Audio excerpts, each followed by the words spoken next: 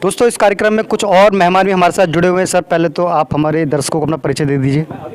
मैं ललित गर्ग विद्या भारती स्कूल सूर्यनगर का working president हूँ और विद्या भारती जो हमारी आरएसएस की मुख्य ब्रांच है उसका मैं दिल्ली का प्रमुख जुड़ाव है मेरा उसके साथ।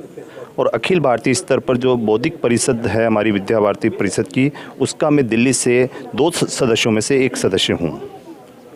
सर, तो पिछले 70 सालों से राष्ट्रीय गान तो हर स्कूल में, हर कॉलेज में गाया जाता है। अब दोबारा से जागरूकता अभियान चलाने की क्या जरूरत पड़ गई? असल में असली आज़ादी तो हमें अब हासिल करनी है। जो आज़ादी हमने सन 47 में प्राप्त की थी वो अंग्रेज़ों से मुक्ति का एक आंदोलन था। अब वास्तविक रूप में हमारे देश में छिपे हुए अनेक तरह के असामाजिक अराजक तत्व हैं, उनसे मुक्ति के लिए हमें एक नया आज़ादी अभियान चलाना होगा। और उसके लिए मैं समझता हूँ आज का ये आयोजन राष्ट्रगान जागरूकता अभियान बहुत उपयोगी है और इससे जो है जन जन में एक नई चेतना का जागरण होगा, राष्ट्रीयता की भावना जागेगी।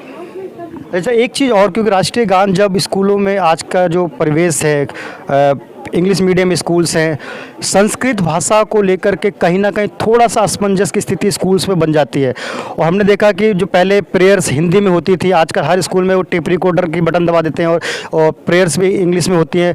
राष्ट्रीय गान को लेकर के बहुत ज़्यादा अवेयरनेस स्कूल्स में नज़र नहीं आती। इस बारे में क्या कहेंगे आप?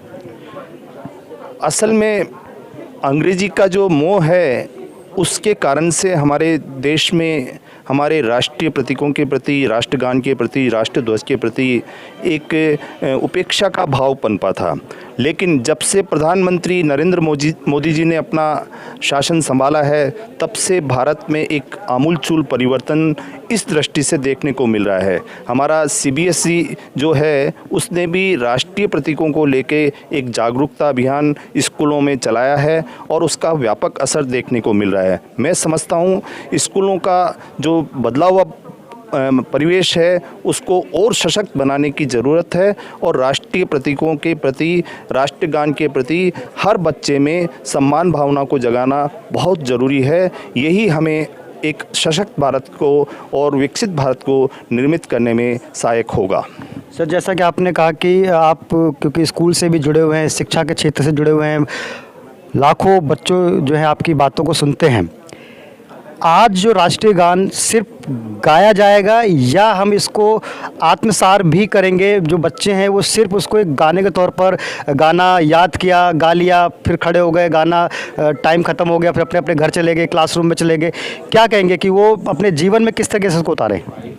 मैं समझता हूँ राष्ट्रगान जागरूकता अभियान का मुख्य उद्देश्य जो है, इस गान को हमें जीवन शैली बनाने की अपेक्षा है, इसे जीवन में आत्मसात करने की ज़रूरत है और इसमें जो भावना व्यक्त की गई है उस भावना को बच्चों में ही बीजारोपित करें ताकि हमारी भावी पीढ़ी जो तैयार हो उसमें राष्ट्रीयता के संस्कार, अपने देश की विकास की भावना उग्र हो और वे कहीं पर भी किसी भी तरह की विसंगति या बुराई देखें तो उसके प्रति मोर्चा लेने के लिए तैयार हो जाएं। यही आज के इस कार्यक्रम का मैं समझता हूँ मुख्य हार्द है।